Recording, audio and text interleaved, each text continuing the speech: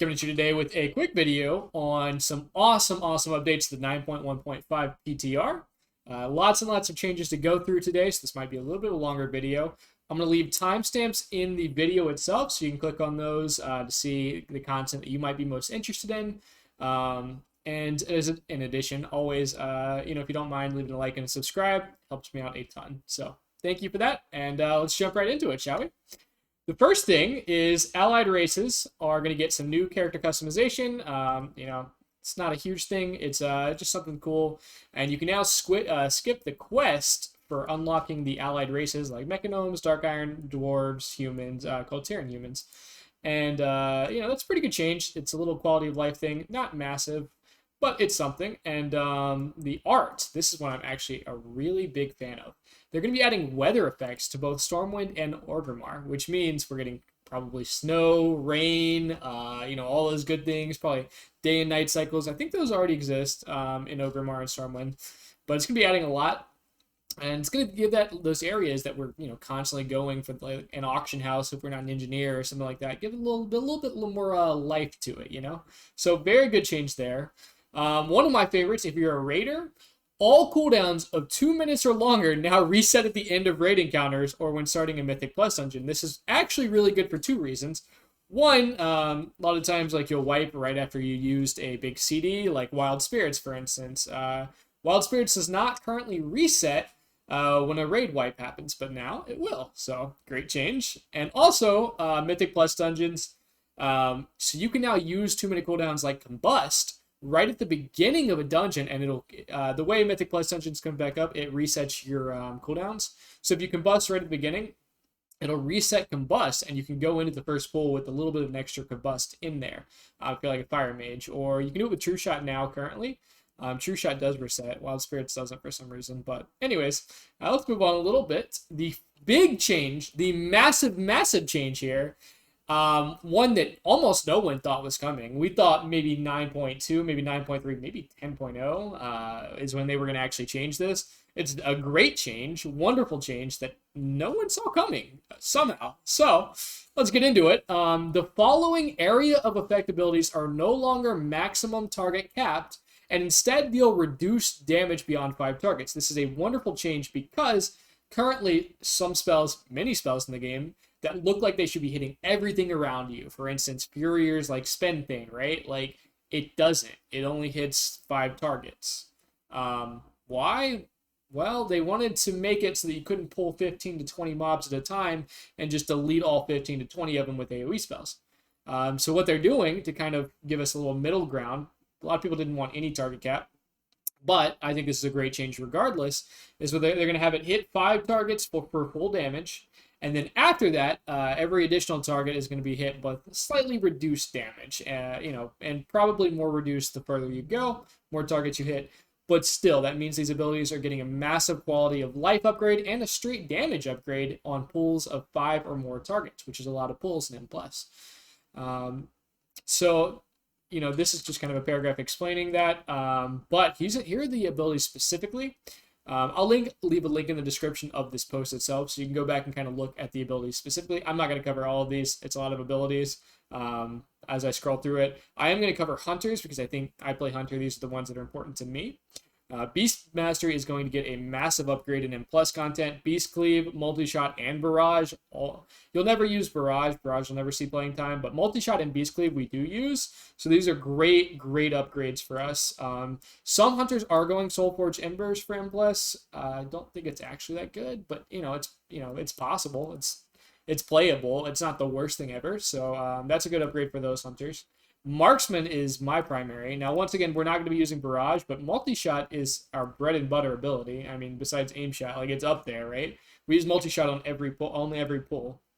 An Explosive Shot, we run for M+, and we use it on every pull as well. So both of these are going to be massively increased damage when we go into pulls that have 5 or more targets, right? So, actually, I think Explosive Shot currently hits 6 targets. So for that, it'll be 7 or more target pulls. Might not be a huge change for Explosive Shot. But Multi-Shot only hits... actually, let's see. Let's check it out. I believe Multi-Shot hits 5, but I'm not entirely sure. So, sorry. I know this is a load screen. Not the greatest to have in the middle of the video, but I hope you guys are having a wonderful day, as always. I don't know. I think these are really great changes. I'm actually very, very excited for the 9.1.5 changes. I think these are wonderful and fantastic. It feels like they're actually listening to the community, which is great. So yeah, multi-shot currently hits 5 targets. Your target and up to 5 enemies. So 5 enemies total. So this will go up to unlimited, but it'll just have reduced damage. That's wonderful, especially because it works in combination with precise shots, which already buffs multi-shot damage. Excellent, excellent change. Mages are getting some changes. Monks are getting a buff for some reason. I mean, everybody's getting the buff, but like I think monks are kind of broken right now. Personally, they could use a nerf, but that's all I'm saying. Paladin, Rogue, Shaman, Warlock, Warriors, lots and lots of classes are getting these changes. It's great. There are also some just plain class buffs in 9.1.5. Death Knight is getting a Kyrian ability buff. Its damage is reduced, but now has a 100% chance to spread to nearby enemies when triggered. Withering Ground, the Conduit, the Night Fae Conduit effect increased by 50%. Lots and lots of changes that are all buffs. I can't see any of these that are nerfs. Demon Hunter's Venthyr abilities buffed. Blind Faith, Rune Carving ability now grants 1% burst instead of Mastery. And 10 Fury when a Lesser Soul Fragment is consumed. So that's positive change for them. Druid getting 4 new travel forms, which is cool. That's just like an art change. I don't think anybody was... Oh, Well-Honed Instincts this is the heal for Druids. When they fall below, I think it's 40% health. They get like a 25% health heal or something massive like that. It's a really good change for them. The Conduit works for everybody, but it was saying it only worked for Guardian. It's not really changing the stats, but now everybody's gonna know they can use it, so that's nice. I don't think there's any Druids going Necrolord, but I guess it's a good change for those few that are. Importantly, Hunter. So Venthyr was our best single target. I've actually been simming it lately. It's actually back to Kyrian, who is our best single target Covenant. But this actually might put Kyrian ahead, or Venthyr ahead in single target again. It now does an additional hit of damage when cast. So that's solid. It's not much damage, just a little bit of damage, but it's okay. But the important part is this damage has a 15% chance, which is increased with the release conduit. So it's like a 30% chance-ish to reset the cooldown of kill shot, which means you're going to get probably an extra kill shot on most casts. It's not a bad change. Don't think it'll put them... It might put them back in first place. It's close. But no one's really running Venthyr for their single target. I mean, Hunters are ran for AOE, like burst AOE, so I don't see this being a great change. I don't think this is going to put Venthyr in the meta by any means. One cool change, though. We now have some more tameable pets. Grommets, Corpse Flies, and Achillians. So those are cool. Grommets, I think, is one that I might pick up. I'm not a fan of the Corpse Fly kind of vibe, but, some people might be. They got the Necrolord vibe. I don't know what Achillians are, actually. Let's look this up. Let's find out what an Achillian is. Because I don't know, actually. This is probably not it, is it? Oh, it is. Oh, okay. Oh, that's interesting. I guess you would capture these in Kyrian? The Kyrian area? I'm not really sure, actually. Probably, though. Anyways, let's get back to it. Let's get back to the important things. No one's playing Necrolord Mage, so this is kind of irrelevant. Monk is Night Fae Monk. I think people are playing Necrolord Monk, though, so I don't think this is a big change for monks. Could be wrong, but Way of the Fae. Guess it's a little increase. Paladins are getting a buff for Necrolord and then Night Fae, but I think they play Venthyr and Kyrian, so yes. It feels like they're buffing the Covenants that aren't being played, so that people will probably go play those Covenants. They might be a little bit more competitive. So that makes sense. This one actually is a good change for the Covenant that priests play. Festering Transfusion, the Necrolord Conduit, is actually the best Covenant for priests currently, for Shadow Priests. It's just the highest damage with the Pallid Commands legendary. It's the highest single target for them. So the damage is going to be increased. It's pretty low damage, but it's getting doubled, so that's something. That's pretty good. And then also, they're getting some talents buffed. Neither one of these talents are probably going to see play. Shadow Crash is better than Psychic Talent, even with this 10% buff. And Surrender to Madness. This kills you after 30 seconds if the target doesn't die. probably not going to see play. But you never know. Maybe it's possible, I guess. Discipline Par, Discipline Priest, Divine Star might see play. This is a cool little ability that shoots a star back that heals and damages, heals allies and damages enemies, and then it comes back to you kind of like a boomerang. And this one actually might be competitive now. I think it's a cool talent in itself. Contrition, probably not, and Shadow Covenant, probably not, because you can't cast anything but shadow spells during this one, so probably not that useful. Rogues, Night Fae Conduit. I don't even think they run Night Fae. I think they run Venthyr and Necrolord. So, you know, just once again, they're trying to get other covenants being played. Legion Dirge for Shamans. Shamans run Necrolord or Night Fae. So probably, once again, just trying to buff those other covenants. Warlock, Venthyr ability, Chaotic Anima Cloud has been, bigger width. That's nice. That's not a bad change. They still play Night Fae, I believe, though, for all of their specs. So Necrolord, Venthyr, and Carrion abilities being buffed. And no Night Fae changes, obviously. So the Warrior, some Warriors do run Venthyr, actually, which is interesting. Harrowing Punishment increased. Arms, it's getting a Conduit buff. Fury, another Conduit buff. I don't play in this class, so I'm kind of skipping over the ones I don't play. But here are the big changes that are not about specific stat buffs. These are actually about the covenants themselves and how you're going to be playing alts specifically. So, just going to take a second here, catch my breath a little bit. As always, you know, appreciate subscriptions. Just saying, just right there. You just got to click that little button down there. That's all I'm saying. All right, moving on. Players who reach a high renown threshold will be able to freely switch among any of the 4 covenants without cooldown or restriction. This is wonderful.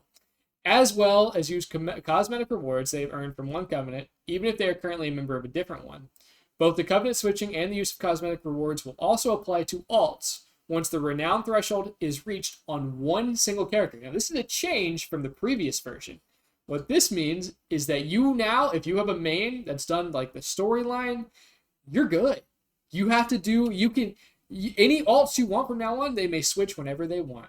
That is a wonderful change. You don't have to have any renown requirement on the alts themselves. That's fantastic. I really, really, really love this change. I think Blizzard, if you're watching this, like even one person from Blizzard, you did such a good job with this change. Thank you for listening to community feedback. This whole patch has been like a dream come true for someone who like plays the game a lot. Like, these are such good quality of life changes. I really think you guys absolutely killed this patch so far. I hope all these changes go live. I would love to see all of this go through the PTR. I know sometimes PTR is not final, but really good job so far. So with that being said, this is a wonderful, wonderful change. Conduit energy being removed. There was no reason to have it there besides, I guess, to limit world first raiders, but even that's kind of dumb in my opinion. Like, let them max out and ape out and like do cool stuff. Like, show us the broken awesome things and how to be broken and awesome. Like, I think it's really cool.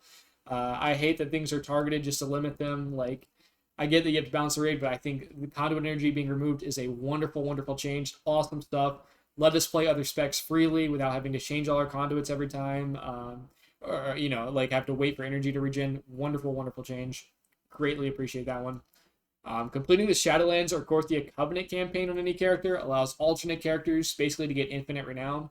Previously, the way this worked is if you didn't do the Covenant campaign or you didn't do the Korthia campaign on an alt, you could not get that renown. That renown was locked away, and you would have to complete both the Covenant campaign and the Korthia campaign on that alt, on every single alt that you have, in order to get that renown back. But you no longer have to do that.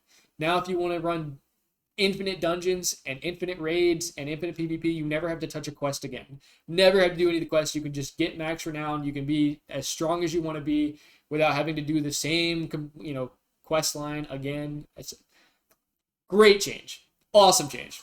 Beautiful change. I'm running out of energy here. My voice is breaking, but just like there's so many good things, it's hard not to ramble on a little bit. Like, I love it.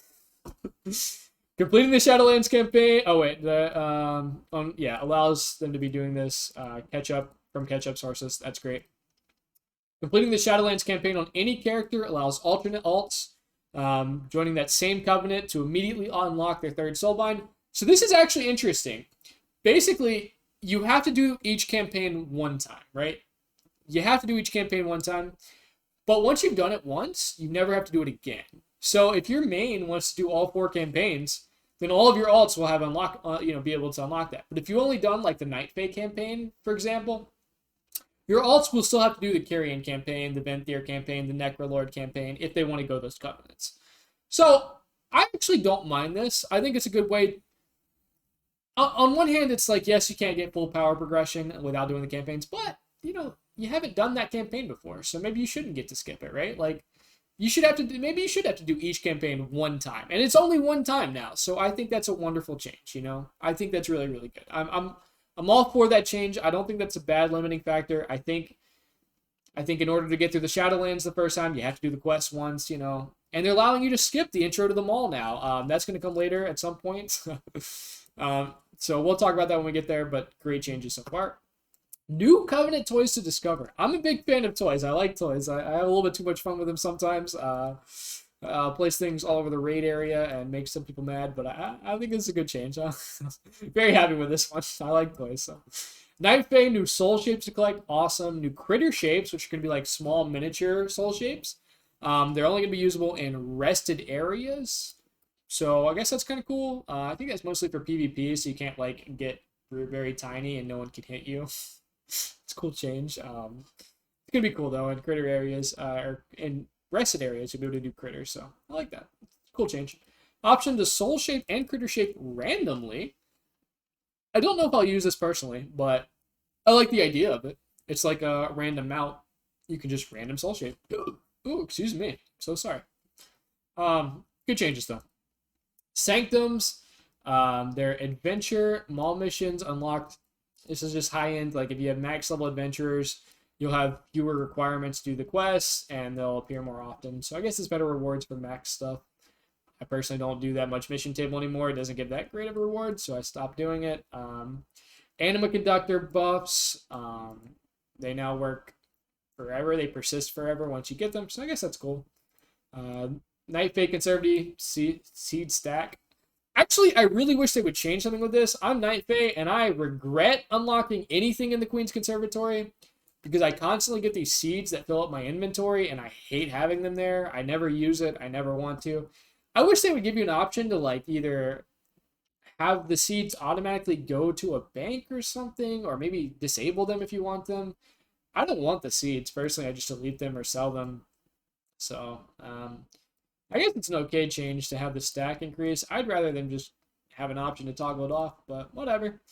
Redeem Souls. All players now have the 20 Redeem Souls version of the weekly quest, which is good, regardless of their Renown level.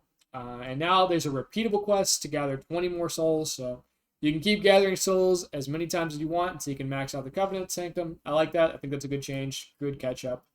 If you're interested in increasing the your Covenant Sanctum abilities. So that's good. Here is a really, really good change for M+ players in general who have been getting super bored of the Shadowlands dungeons. Let me tell you, you now have 6 more M+ dungeons that you can do. And what's that? Oh, yes, they are previous versions of dungeons. These were all Legion dungeons. But here's the thing. They're all going to drop Shadowlands loot. And all that Shadowlands level loot can be upgraded to 246 through Valor. So basically, this is gonna be awesome. This is gonna be so cool. This is literally getting 6 more dungeons. Like how sweet is that? That is. We've been playing the same 8 dungeons, I guess 9 technically, with Taveshveld Market forever. Like this is great. This is Blackrock Hold, Eye of Azuran, Darkheart Thicket, Vault of Wardens, Neltharian's Lair, and Court of Stars. All of these are going to be available to do in M+ like keys, so you can go up to like, whatever you can get to. Plus, I think plus 26s and 27s are being done now. People are insane. So good at the game. I have a friend that's 2800 IO to Nather, and like, I guess another friend, they're both in the guild that I'm in, Lisa, who they just, I don't understand how they can do 26s. Like, I'm just trying to get my 20s out of the way. They're so good at the game though, and I think this is going to offer a lot of content for people who are really, really looking for it.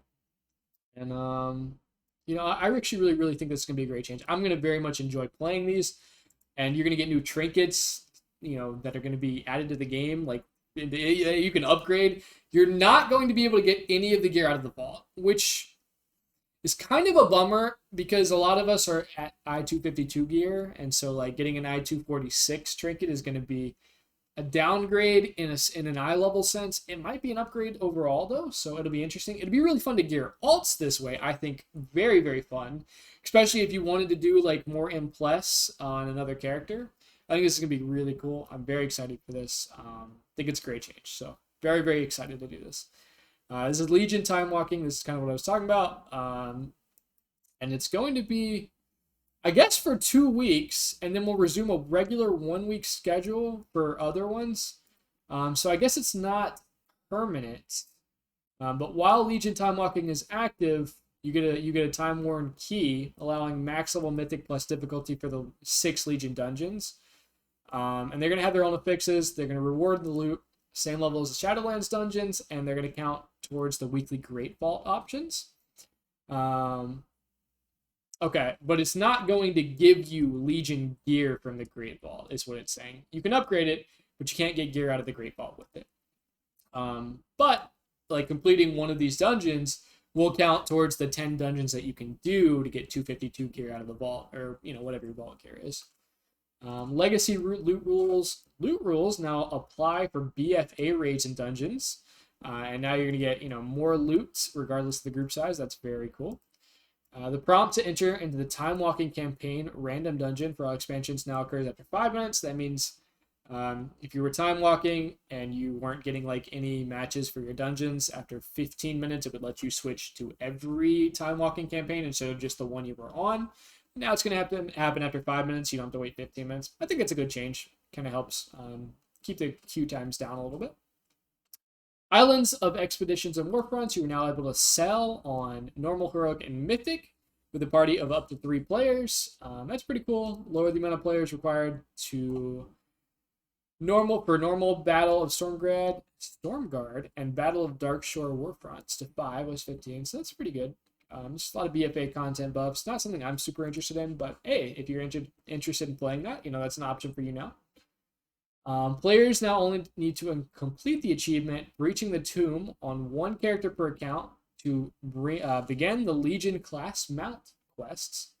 So easier to get those mounts. You can now link your Transmog outfit. I think this one's really cool, actually. You're just going to be able to like link and show people what your outfit looks like, and they'll be able to open up their wardrobe and kind of see what it looks like on themselves.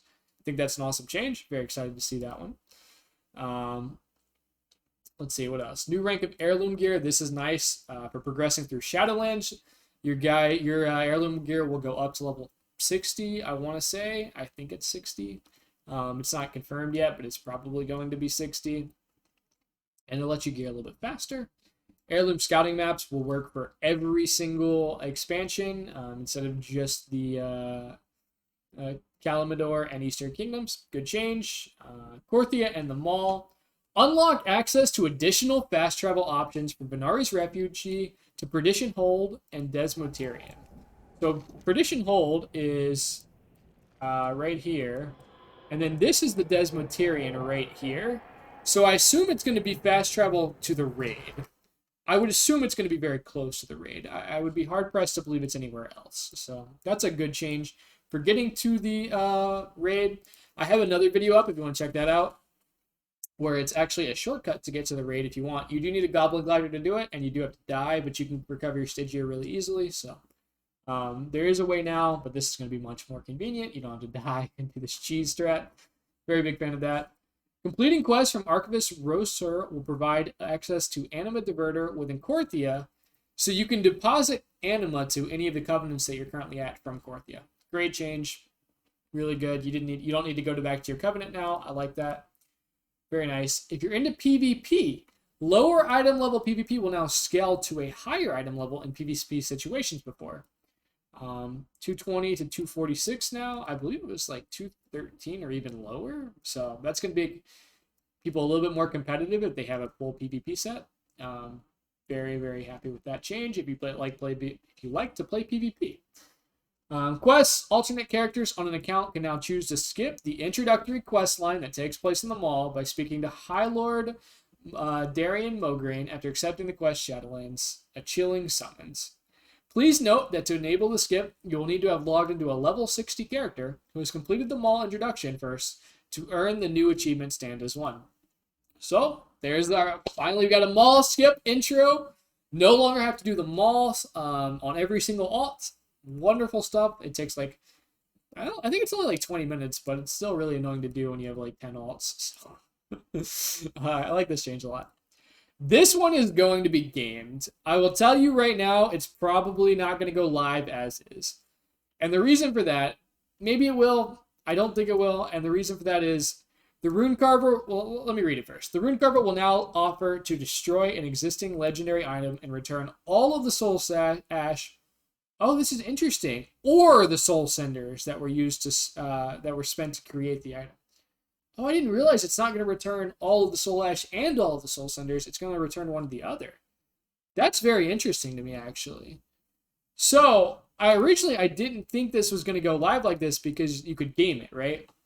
So if I have a legendary item, right, for raiding, I would be able to take it and destroy it and then recraft my M+ legendary whenever I want it.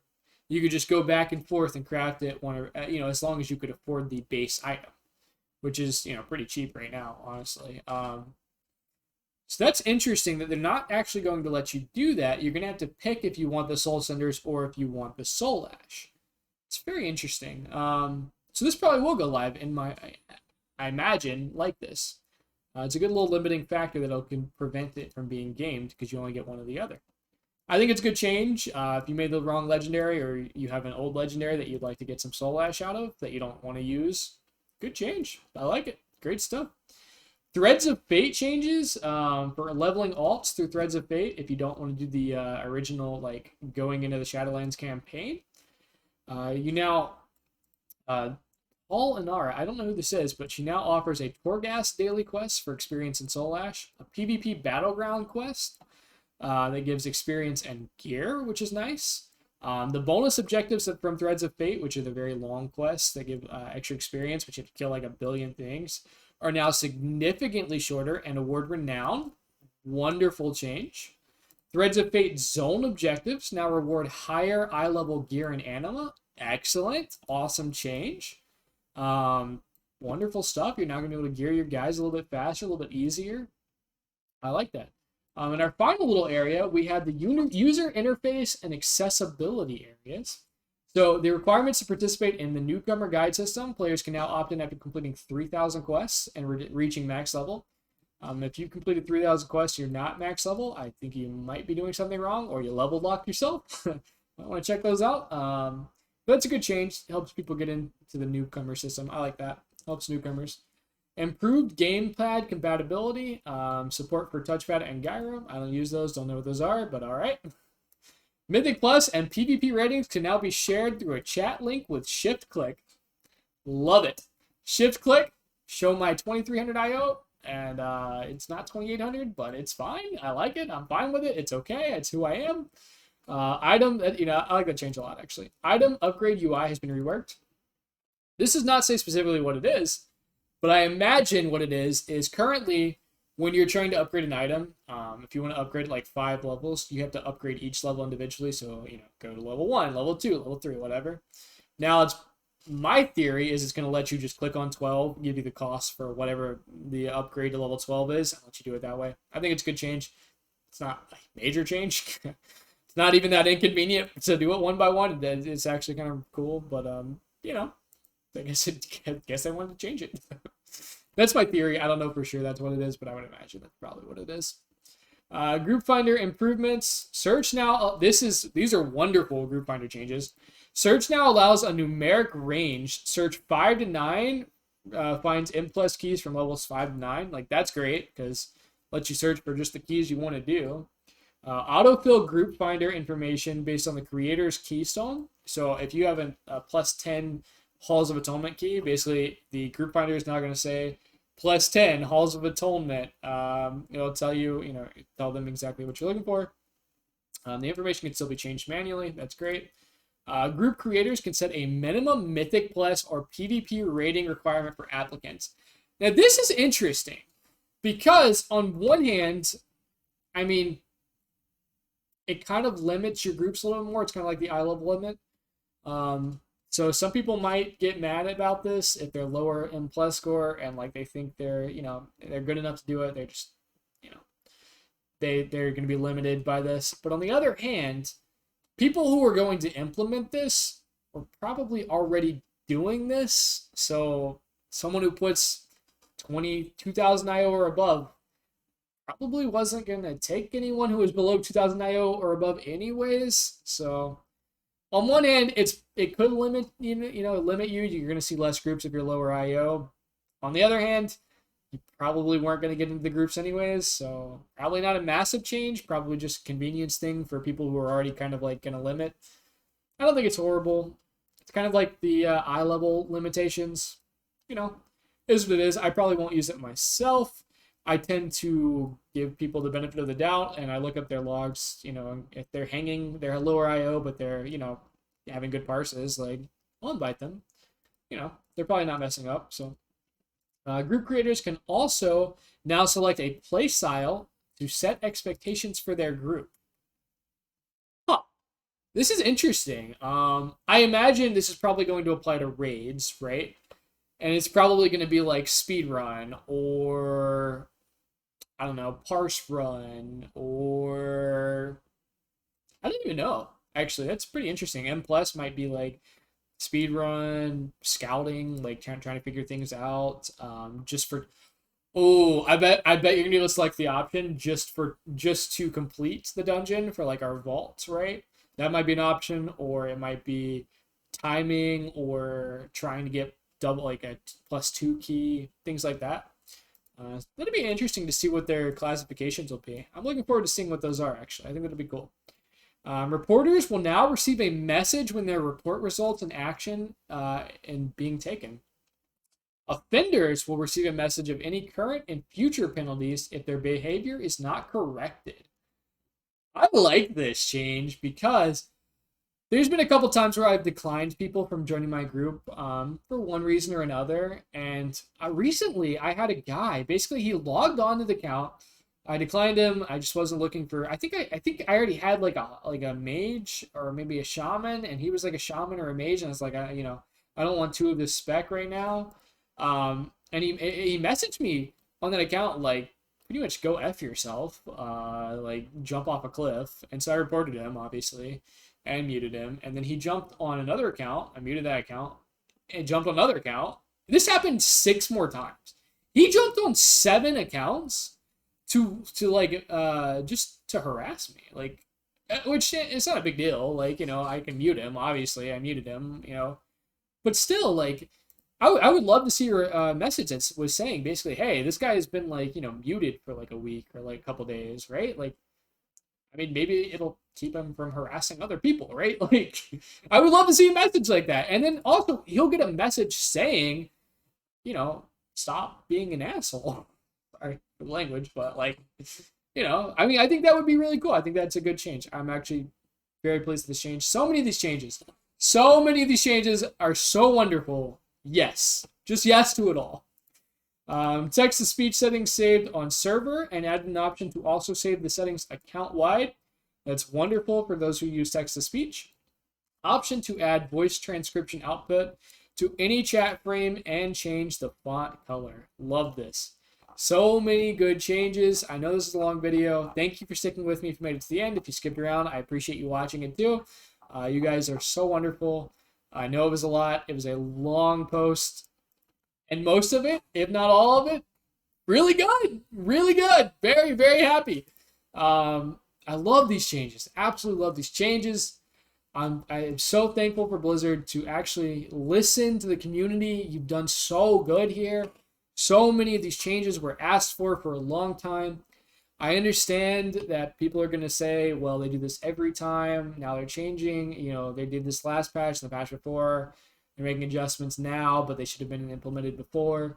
But they've made the changes, guys. They're actually doing it. And yes, we're going to hope that they keep listening to the community feedback going forward to 9.2, 9.2.5, 9.3, 10, 9.4, whatever. All right? Keep doing this. Keep up the good work, because this is how you get people to come back to the game and keep playing and to subscribe and keep their subscriptions going. This is it. Make changes that people want to see, and people won't leave your game for Final Fantasy 14. That's it. That's all there is to it. Keep doing this. You're doing good. Anyways, as always, I hope you guys have a wonderful day. If you don't mind leaving a subscription, a like, I'm trying to get to 1,000 subscribers. The advertisement you see at the beginning of the video, right? I get none of that money. YouTube just pockets it all. And, you know, if I get to 1,000 subscribers, I will get to see some of that money. And that is really, really cool to me. So you're going to see the ad no matter what, unless you have ad blocker. I would use ad blocker. You know, if you don't want to use ad blocker, I appreciate it. But, yeah, I'm trying to get to 1,000 subscribers for that reason. So I think it'd be really cool. And yeah. Anyways, once again, please have a wonderful day. Stay safe out there. Stay safe from Corona. I know a lot of you guys are going back to work and school and things are getting chaotic now. Stay safe, guys. Anyways, peace out.